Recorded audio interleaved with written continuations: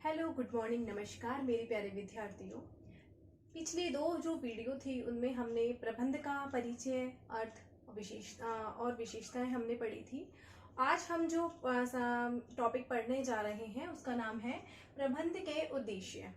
ठीक है, अगर आप इन सब पूरा बोर्ड को देख के अगर आप डर गए हो कि ये तो बहुत बड़ा टॉपिक है, हमें नहीं पढ़ना है, छोड़ो वीडियो को नहीं देखते हैं, तो बच्चों ऐसा बिल्कुल भी मत सोचना। क्योंकि ये जो आपका फर्स्ट चैप्टर है 16 नंबर का है, 16 नंबर का है और इसमें से एक बड़ा क्वेश्चन आएगा। तो उसका ये क्वेश्चन, एक ये भी क्वेश्चन हो सकता है कि प्रबंध का अर्थ बताते हुए इसके उद्देश्यों को स्पष्ट कीजिए।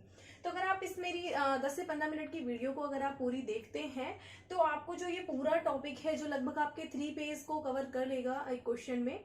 तो अगर आप इस वीडियो को पूरा देखते हैं तो आप अपने आप ही उसे लिख पाएंगे और रटने की कोई जरूरत नहीं है।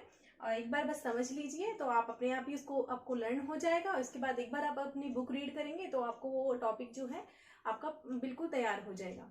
तो चलिए आइए स्टार्ट करते हैं हमारा टॉपिक आज का, प्रबंध के उद्देश्य। देखो बच्चों, कोई भी जो क्रिया होती है उसको करने की हमेशा कुछ ना कुछ निर्धारित उद्देश्य तो होते ही हैं कि ये जो क्रिया है हम क्यों कर रहे हैं, हमारे क्या इसके जो है उद्देश्य हैं, क्या हमारे लक्ष्य हैं। ठीक है, हम ये वर्क क्यों कर रहे हैं। तो इसी तरह जो प्रबंध है ये भी एक क्रिया है और इसके भी कुछ उद्देश्य होते हैं। तो प्रबंध के जो उद्देश्य हैं उनको हमने 4 पार्टों में डिवाइड कर दिया है। फर्स्ट है प्राथमिक उद्देश्य, सहायक उद्देश्य, व्यक्तिगत उद्देश्य और सामाजिक उद्देश्य। ठीक है, तो सबसे पहले हम पढ़ते हैं प्राथमिक उद्देश्य।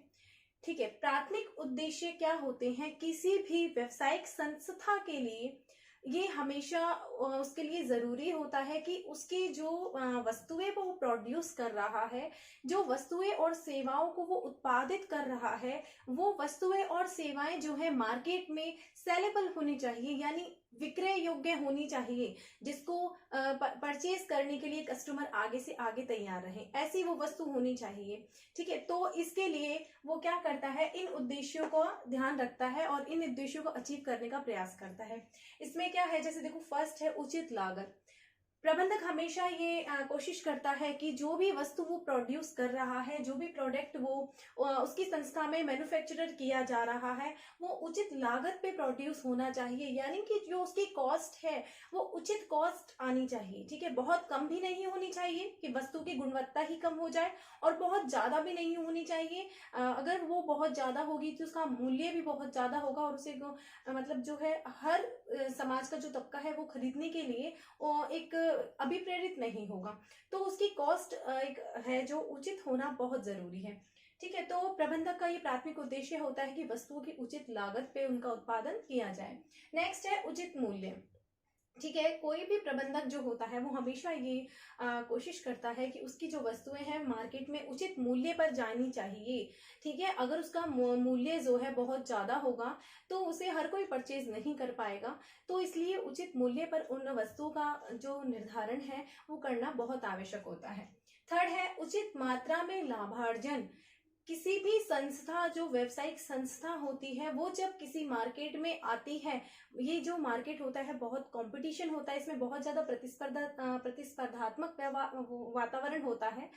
तो मार्केट में उसको अपनी जगह बनाए रखने के लिए कंटिन्यूस सर्वाइवल करना होता है और जिससे वह ग्रोथ कर सके और एक दीर्घकालीन अपना अस्तित्व बनाए रख सके। इसके लिए आवश्यक होता है कि उचित मात्रा में वो लाभार्जन कर सके। ठीक है, ताकि वो मार्केट में अपनी एक जगह बना सके, अपना एक अस्तित्व बना सके और वृद्धि कर सके। ठीक है बच्चों, देखिए ये तीनों पॉइंट्स आप जो देखेंगे तो आपस में ही संबंधित हैं। उचित लागत होनी चाहिए, उचित लागत होगी तो उचित मूल्य होगा। ठीक है, लागत ज्यादा आएगी तो मूल्य भी ज्यादा आ जाएगा, उचित नहीं होगा, हाई जाएगा मूल्य भी। तो लागत हमेशा उचित होनी चाहिए, उचित लागत होगी तो मूल्य भी उचित होगा और उचित मात्रा में लाभार्जन भी होगा अगर उसकी कॉस्ट जो है उचित रखी जाएगी तो। ठीक है, नेक्स्ट है सहायक उद्देश्य।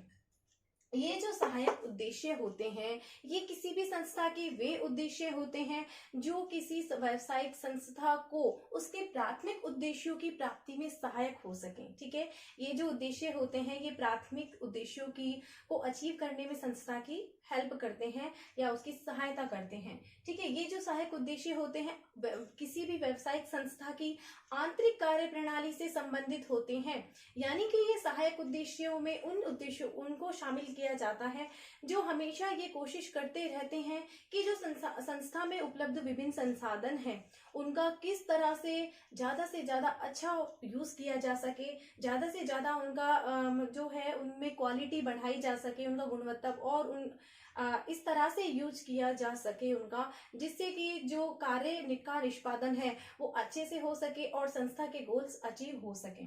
ठीक है, तो इन सहायक उद्देश्यों को हम इन पॉइंट्स के थ्रू समझ सकते हैं। देखिए, साधनों में गुणवत्ता, संस्था का ये उद्देश्य होता है कि उसके जो विभिन्न संसाधन हैं उनमें गुणवत्ता आए, यानी कि किस समय पर किस चीज का यूज करना है। ठीक है, ये भौतिक संसाधनों के लिए, मानवीय संसाधनों के लिए किस कर्मचारी को कौन से कार्य का सोपान करना है, कौन सा कार्य उसको देना है, उसके इंटरेस्ट क्या है, उसकी रुचियां क्या है, यानी कि और उसके लक्ष्य क्या है, वो क्या अचीव करना चाहता है। ठीक है, इन सब के हिसाब से भौतिक संसाधनों और मानवीय संसाधनों में गुणवत्ता उत्पन्न करना उसका उद्देश्य होता है। ठीक है, नेक्स्ट इज यथोचित समय एवं स्थान पर प्रयोग। जो संस्था के संसाधन है, वित्तीय संसाधन और मानवीय संसाधन, भौतिक संसाधन, उनका जिस जगह पर जिस टाइम पर उसका यूज किया जाना है वहां पे उसका यूज करना। ठीक है, यथोचित यानी कि जहां जितना उचित हो और जहां पर उसकी जरूरत हो वहां पर उसका बेस्ट से बेस्ट यूज करना ही क्या क्या कहलाता है, यथोचित समय और स्थान पर प्रयोग कहलाता है, और ये जो है किसी भी संस्था के सहायक उद्देश्यों में आता है। नेक्स्ट है उपयोग में सामंजस्य, यानी कि जो संस्था में संसाधन उपलब्ध हैं उनको इस प्रकार से को रिलेट करना कि वो एक दूसरे के पूरक के रूप में कार्य कर सकें। अगर अलग अलग, जैसे कोई भी मानवीय संसाधन, सारा जो मानवीय संसाधन है वो ही वित्तीय संसाधनों का यूज करते हैं। ठीक है, तो ये चाहिए कि जो वित्तीय संसाधन है वो भौतिक संसाधन है उनका यूज मानवीय संसाधन करेंगे और अच्छे से तरीके से करें, तो उनके उपयोग में सामंजस्य बिठाना होता है प्रबंधक को, ताकि वो ज्यादा से ज्यादा अपनी उत्पादकता, मतलब उनकी जो उत्पादकता है वो प्रभावशाली हो सके। नेक्स्ट इज व्यक्तिगत उद्देश्य। व्यक्तिगत उद्देश्य, कोई भी जो संस्था होती है उसमें बहुत सारे कर्मचारी होते हैं। ठीक है, अलग अलग जगह से आए हुए होते हैं, उनके अलग अलग इंटरेस्ट होते हैं, अलग अलग रुचियां होती हैं। ठीक है, किसी भी संस्था में जो ये होते हैं मानवीय संसाधन को 3 कैटेगरी में रखा गया है मेनली, उद्यमी, प्रबंधक और हमारे जो है कर्मचारी। ठीक है, तो इन सभी की अलग अलग इच्छाएं होती हैं, आवश्यकताएं होती हैं, अलग अलग रुचियां होती हैं। तो संस्था का ये उद्देश्य होता है कि वो उनके हिसाब से उनकी जो भी आवश्यकता है उनकी संतुष्टि कर सके, ताकि वो अपना बेस्ट से बेस्ट वर्क दे सके। ठीक है, इसमें आती है जैसे वित्तीय आवश्यकताएं। ठीक है, कर्मचारी की वित्तीय आवश्यकताएं को पूरा करना भी एक कंपनी का व्यक्तिगत उद्देश्य होता है, जैसे कि सैलरी यानी कि वेतन, इंसेंटिव, प्रोविडेंट फंड वगैरह, इसके द्वारा उनकी वित्तीय आवश्यकताओं की पूर्ति की जाती है। नेक्स्ट, सामाजिक आवश्यकताएं। कोई भी मनुष्य जो है एक सामाजिक प्राणी होता है, समाज में ही रहता है, समाज से रिलेटेड होता है हमेशा, तो उसकी भी कुछ सामाजिक आवश्यकताएं होती है, जैसे वो समाज में मान सम्मान प्रतिष्ठा प्राप्त करना चाहता है। तो इसलिए एक व्यावसायिक संस्था का ये उद्देश्य होता है कि उनकी सामाजिक आवश्यकताओं को ध्यान में रखते हुए वर्क किया जाए।